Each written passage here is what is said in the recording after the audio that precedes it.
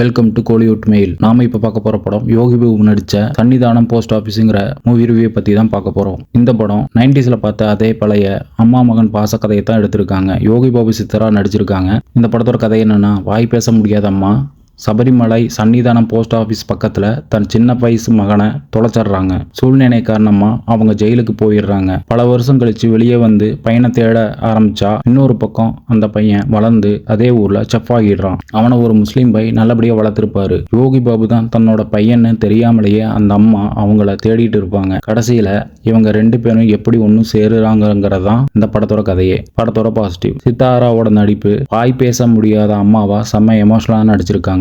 Yogi Babu comedy மட்டும் பண்ணாம sentiment சீன்லயும் மனுஷன் நல்லா நடிச்சிருக்காரு. ஐயப்பன் கோவில் பின்னணியில ஒரு முஸ்லீம் கேரக்டர் யோகி பாபுவை வளர்க்கிற மாதிரி காட்டியிருக்கிறது பாசிட்டிவா இருக்கு. படத்தோட நெகட்டிவ், சின்ன வயசுல தொலைஞ்ச பையனை தேடுற அம்மாங்கிற நம்ம தாத்தா காலத்து கதை புதுசா எதுவும் இல்ல. ரொம்ப பழைய ஸ்டோரியா இருக்கு. யோகி பாபு கண்ணு மூடியே தான் சுத்திட்டு இருப்பாரு. ஆனா யாருக்குமே அவர் தான் அந்த பையன்னு டக்குன்னு தெரியாது. இந்த மாதிரி சீன்ஸ் எல்லாம் கொஞ்சம் இழுவையே எடுத்திருப்பாங்க. ஃபைனலா இந்த படம் பெருசா ட்விஸ்ட் எதுவுமே இல்ல. ரொம்ப சுமாரான ஒரு சீரியல் ரேஞ்ச் மெலோட்ராமா படம் தான். இந்த படத்துக்கு நம்ம கொடுக்கக்கூடிய ரேட்டிங் 2.25 out of 5.